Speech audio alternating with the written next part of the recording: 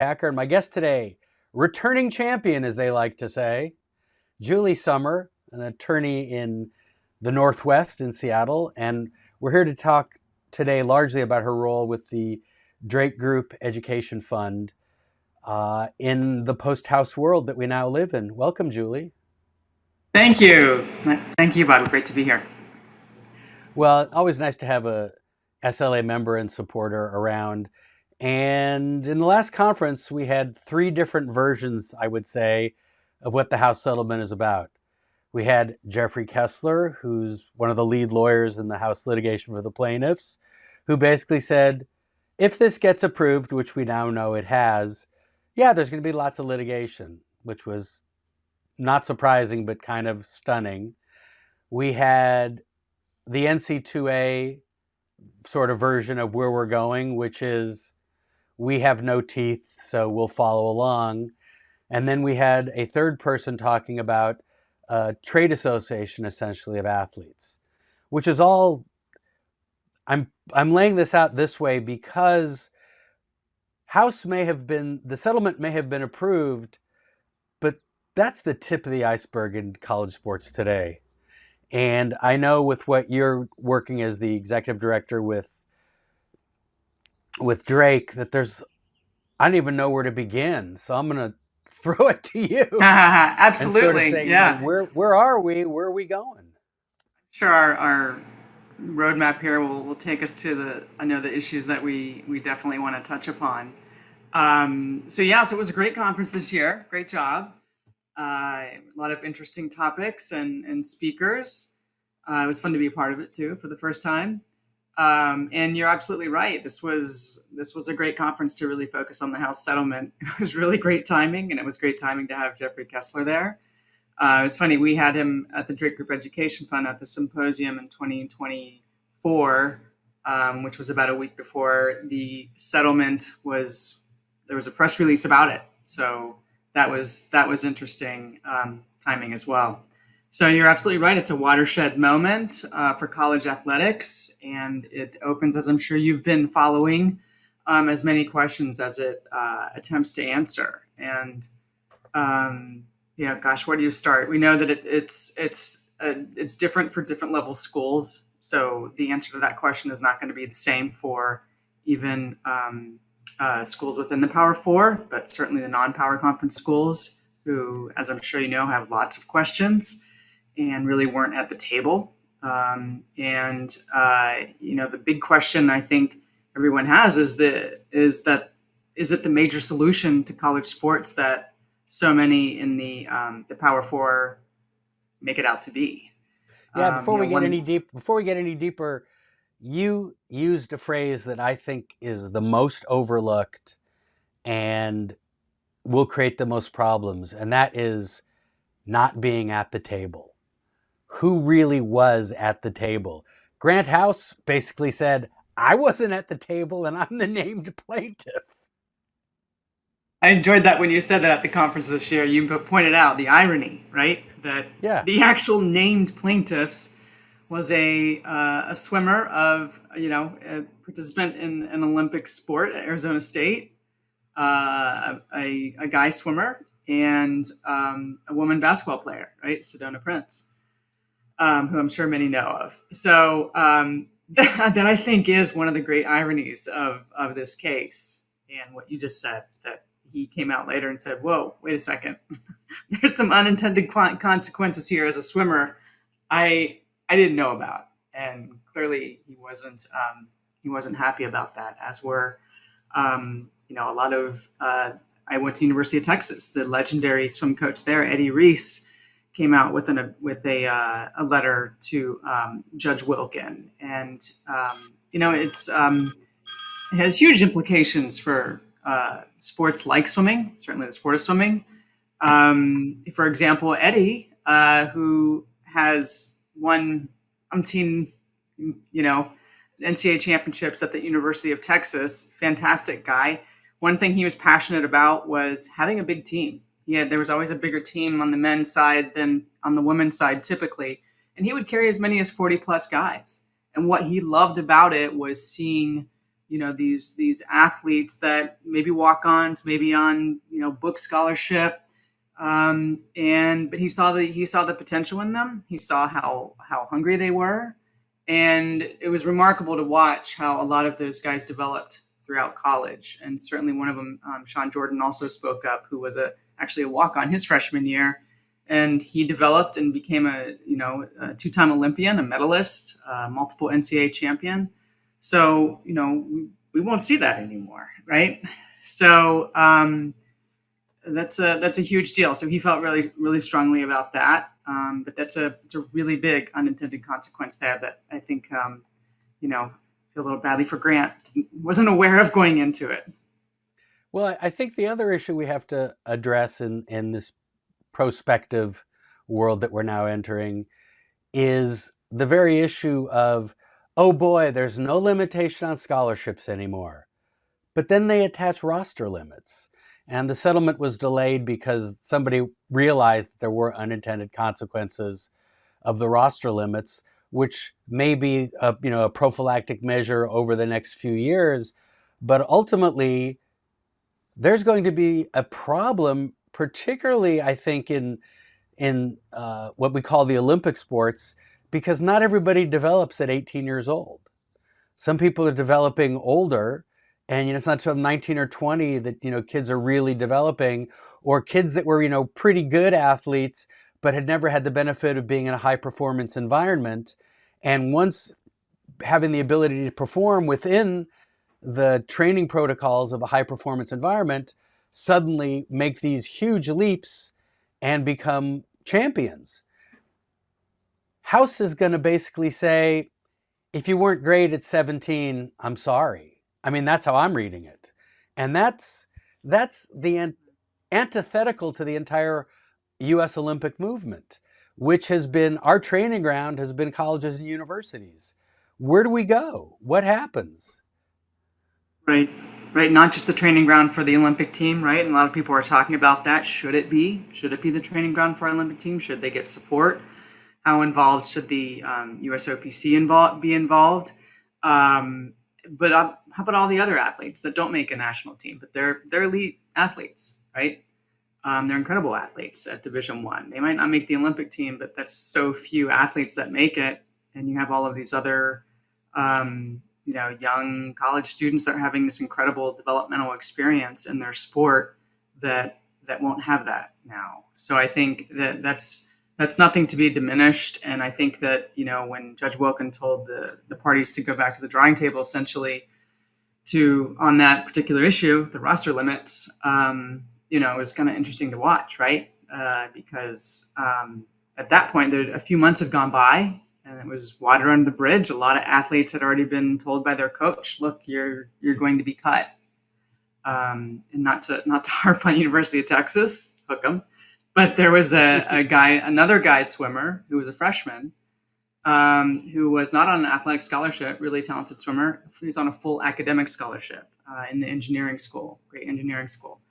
And he's passionate about wanting to swim in college. So during that time period when he was notified by Coach Bowman that he would be cut, he was determined to find another place, and he ended up at Notre Dame. But not everybody's going to end up at another place. I have a theory, Bobby, that Division III is going to get more competitive. Right?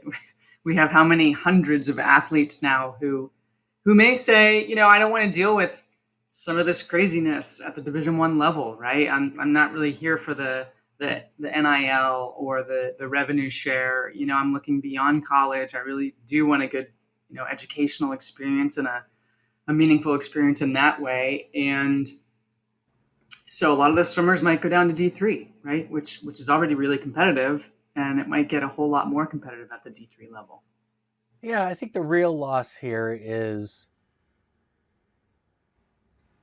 just having the ability to train in these programs and maybe get better, be part of a team. You may not compete in meets, but you're there training every day. You're part of something. And that becomes, for many of us, a very integral part of our collegiate experience. And that's being taken away. And if somebody wants to say, oh, they can play intramurals, not the same. I mean, you have a love for the sport and you want to do it, but being part of a team, even if you don't get in the game, even if you rarely suit up. Uh, but just being part of that day to day thing is for many people one of the more valuable parts of their college experience. And the business of the house settlement is kind of stripping away part of a lot of people's collegiate experience at the D1 level. So yeah, do you go down and instead of swimming at Texas, you go swim for some D3 school just so you can keep swimming? I don't know. And this all gets into the whole issue of the academic part of going to school. So if I'm going to the University of Texas, one of the top universities in the country, high academic standards, now another school that, nowadays I don't even know who gets into these schools academically anymore. But you get in there and okay, and I'm going to go on the swim team. Oh, I can't be on the swim team.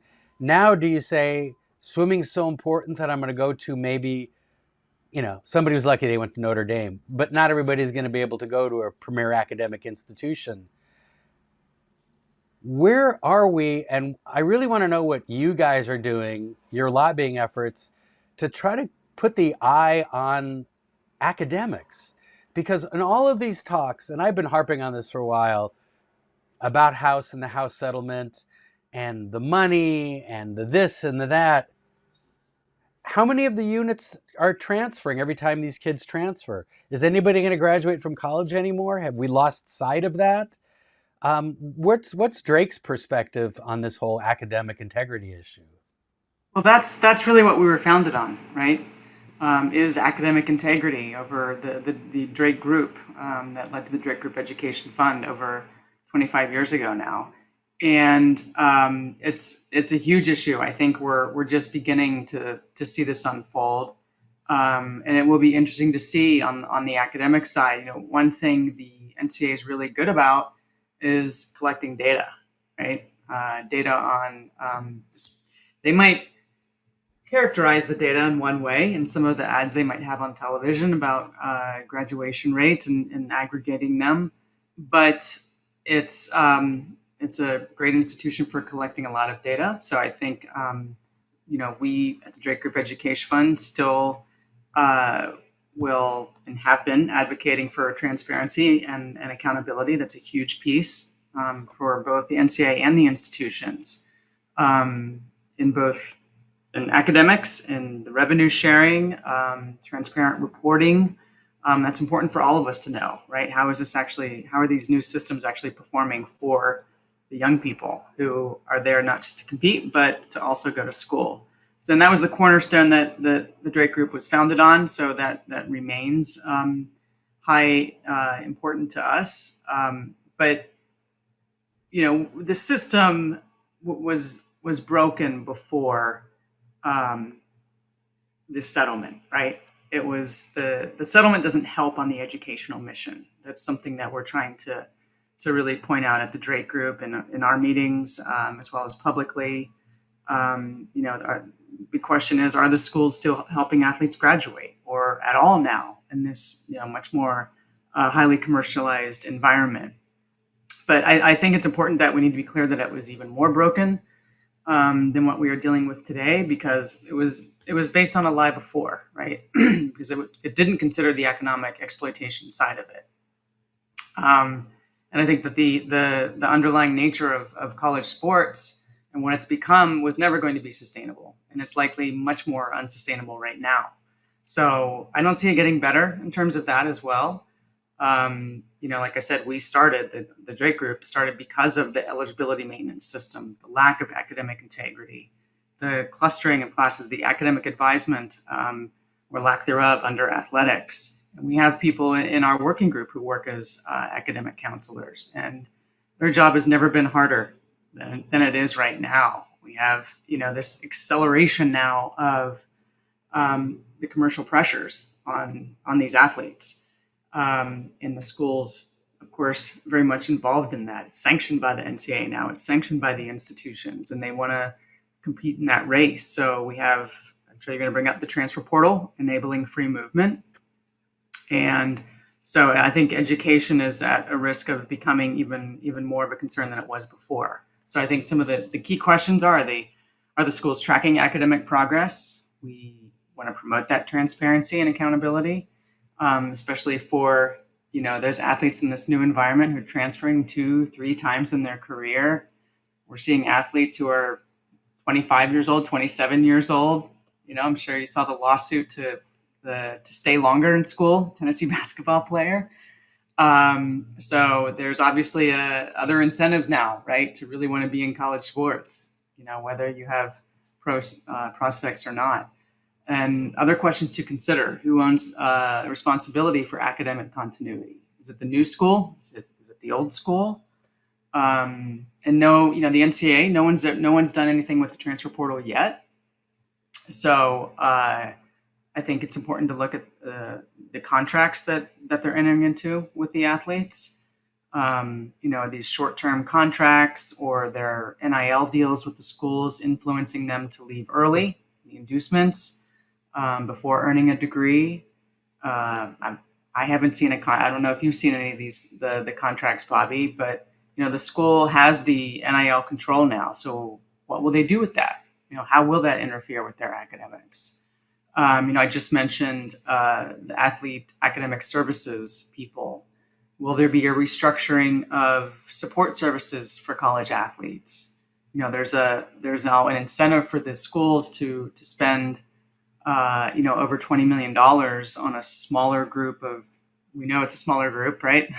How the formulas are being put out of revenue generating athletes. Will that shrink the support for academic resources for the broader athlete population? That's going to be a much bigger focus. These all seem like strong likelihoods to me. Is there a stronger likelihood for more academic fraud? Because these counselors, they are more pressured than ever now, right? Coaches want and needing their athletes to be eligible. There's more of that, even though we're not at an employee relationship, there's that type of pressure more than there ever has been. And that's only going to increase. I think this type of engagement, this new type of relationship with the school, it creates new forms of coaching control. The antiquated concepts of amateur status are way out the door now, right? So we advocate for the meaningful degree. We want the athletes to control, their own college lives. And there's no guardrails right now for how that's panning out with regards to the transfer portal and trading their rights to transfer. So we do talk a lot about that issue with members in Congress and offices there, as well as educate others on the issues. It's really interesting to note that if we went way back, maybe 5 years ago, and we sort of looked at what are the big issues in collegiate sports, one of the big one of the big issues that was being put out there to support programs was the percentage of student athletes that graduated. Nobody's talking about that anymore. That used to be the gold standard. We got 98.6% of our football team completed their degree within 5 years. That's pretty high. That's done. That seems to nobody cares about that anymore. All the talk is about how much money, who we going to pay. And, I've talked to coaches at various schools, and they're kind of learning the new world order, which is not, you're a running back and we've got 4 linemen that we're all conference. The real question is how much? And that's changing the dynamic. So when you're lobbying in Congress, when you're talking to the folks in DC, are you sort of giving them a cup of education coffee and saying, drink this, wake up. This is an issue that no one's addressing. And given the fact that, you have disparate rules in the states that have NIL procedures, you have all the issues with conference control and school control and this and that. You have this transfer portal, the NCAA. was basically neutered by Alston in many ways to really set standards.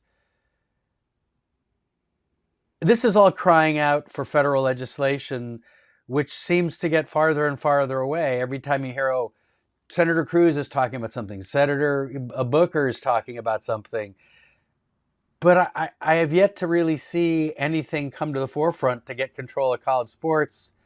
And it just seems to be this runaway money train. And I don't know how we stop it.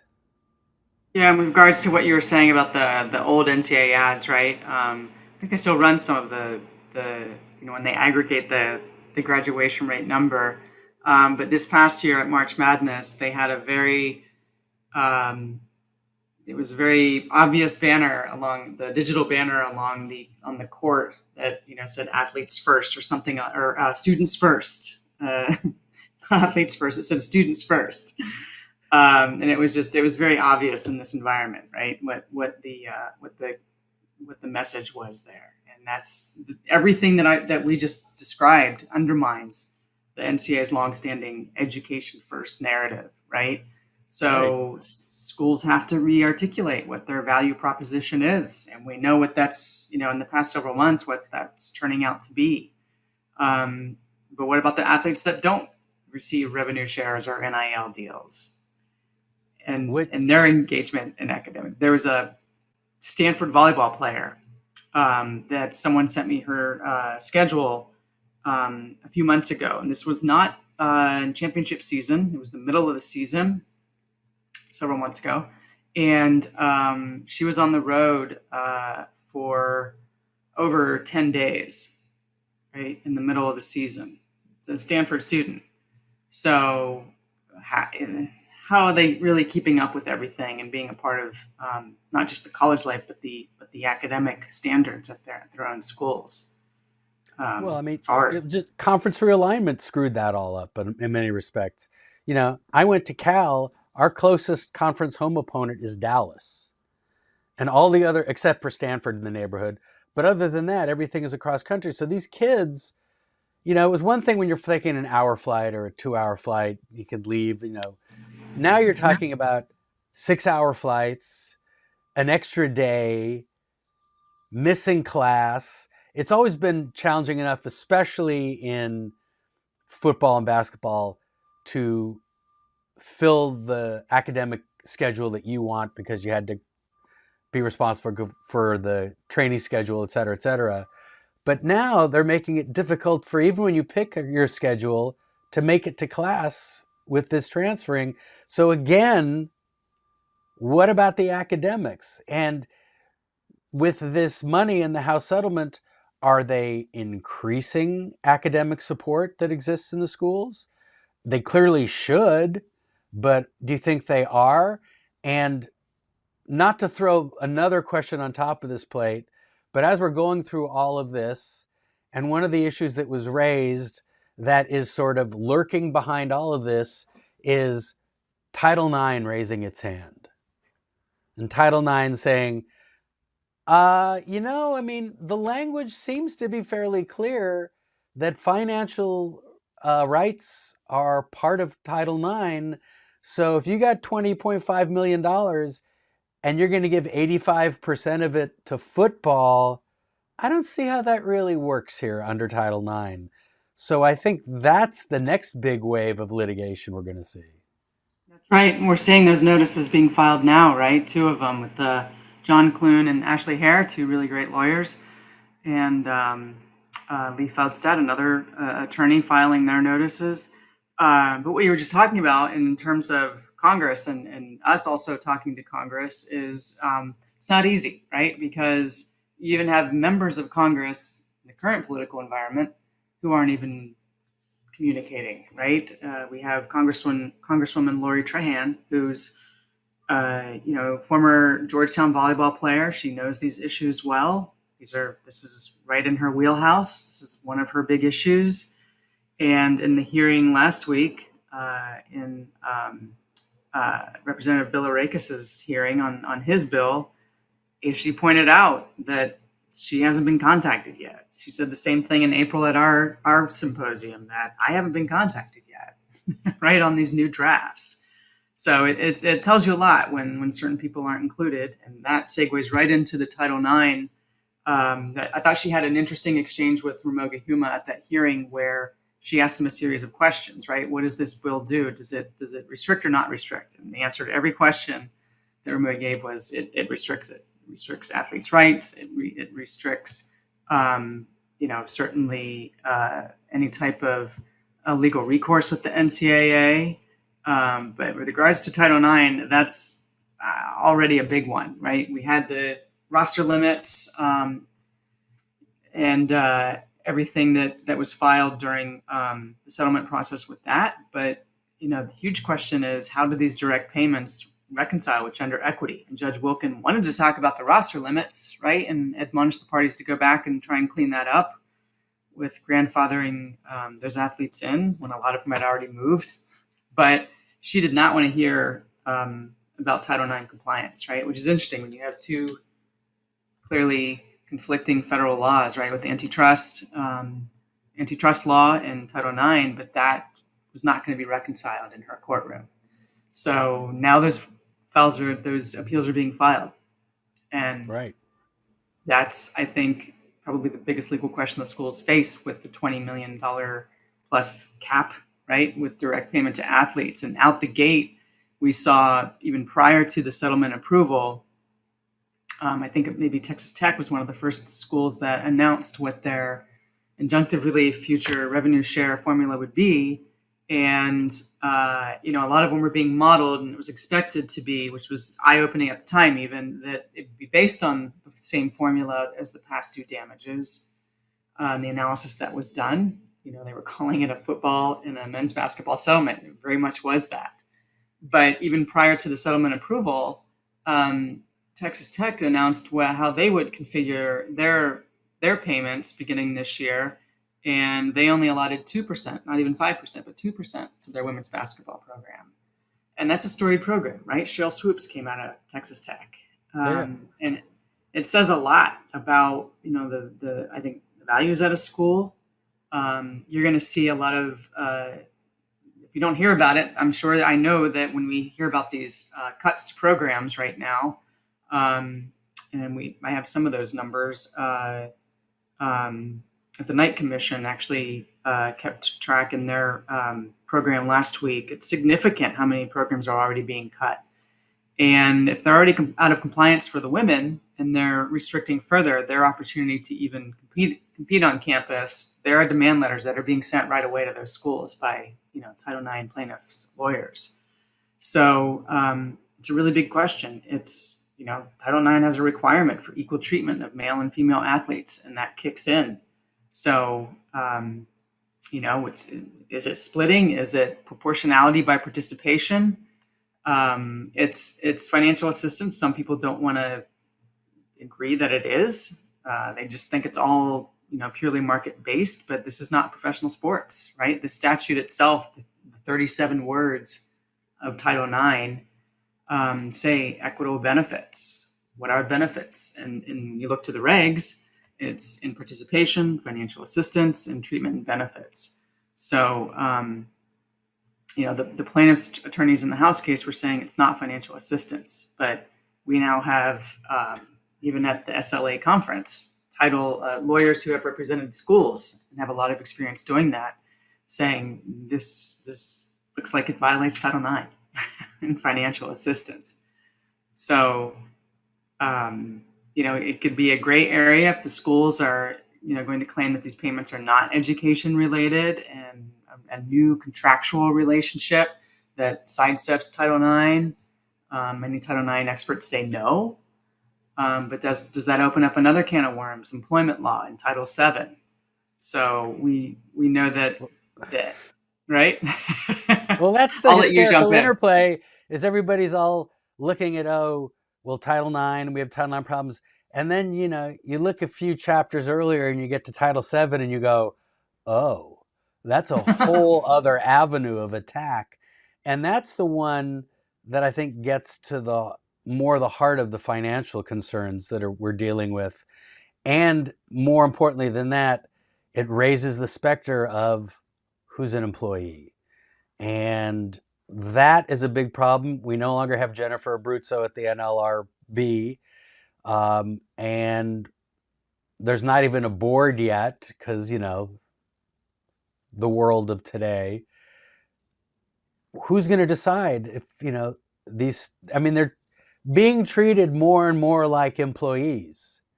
And how long are the academic institutions going to be able to hide behind this myth with all these lawsuits with really good lawyers going, wake up and smell the coffee, guys. You got to make a decision. They're clearly being their every definition tells them an employee. You control their hours, you control their working conditions, you give them the equipment, you tell them where and when to be, and now you're paying them, but they're not employees. I mean, if it walks like a duck, it's a duck. Right.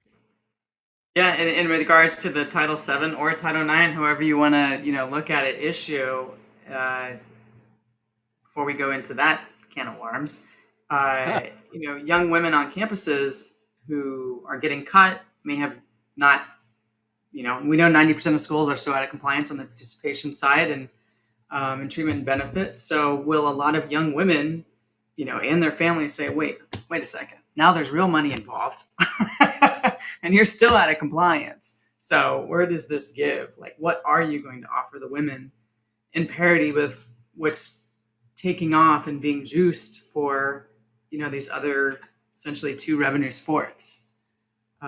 It's a college campus, right? There's laws that apply, and I think it's, fortunately these appeals are being filed right away, but I think it's going to get the attention of a whole lot more people when they realize, wait a second, Title IX has been in effect for over 50 years, and we have a lot of people that see the value of it now, right? We wouldn't Yeah. have women's sports where they are if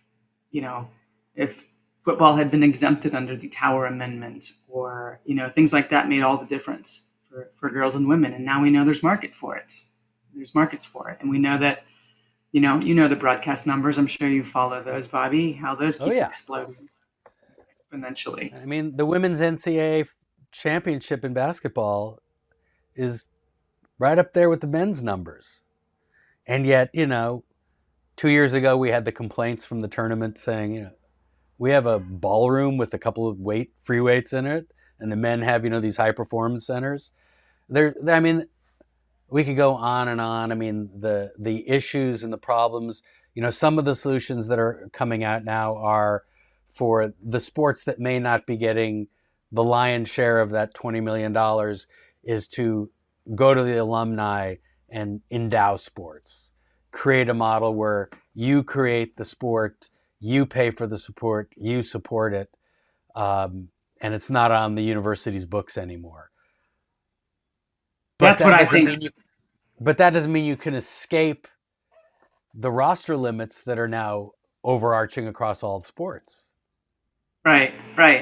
There's so many interesting things you can talk about that, right? That's where we get into, there's enormous implications on the operational level for the House settlement, the legal implications, and the educational implications. We talked some about the educational that are still just beginning to unfold.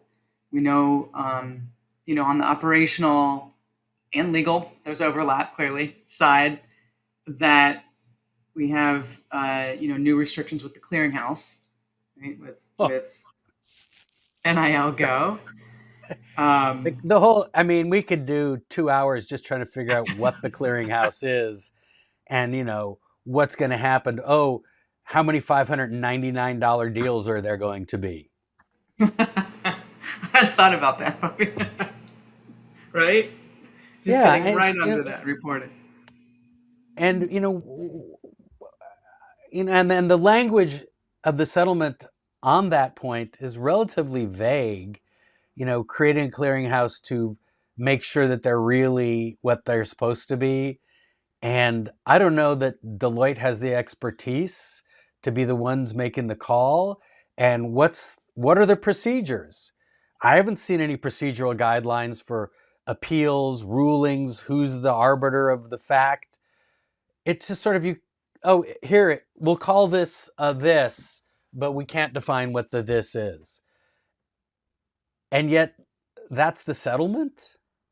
It's still, I'm perplexed on a daily basis. And when people are going, "Oh, the House case settled," I'm like, it's settled like the tip of the iceberg. Right. But the rest of it's what's going to sink this ship. I'm killing this metaphor of college sports, but it is, because Yeah. it's sort of like we'll get to that. No, why didn't you get to that? A couple reasons. Kessler and Berman didn't want to get to it, and Judge Wilkin definitely didn't want to get to it because she's now issued a ruling and has retired from the bench. Right, right. She was waiting for that. Um, and I think even Kessler mentioned that at the SLA conference that this is like the beginning, right now. Yeah. But of a whole new system, obviously.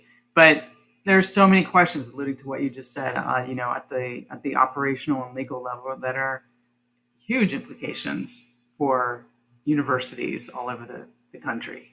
The reigning question is for certainly all schools, including Power Four, are asking, where can I get more money? Right. So, one, looking to booster collectives. The schools now want to be the recipients of all outside athletic money. We are seeing and expected, and we've been talking about this at the Drake Group for some time, student fee increases during a time when student debts are at an all-time high. I don't know if you saw in the D1 ticker in the news, the Wichita State president told the state's board of regents they were seeking a 3.5 increase in tuition because they need to use general university dollars to provide 3.5 million to their athletic department. And then they cited their desire to remain competitive, specifically in men's basketball and baseball, because they had won several Right. World Series. So they want to now use that portion of that new money to subsidize the athletic department. And at the same time, Wichita State is cutting at least $7 million from their general operating budget.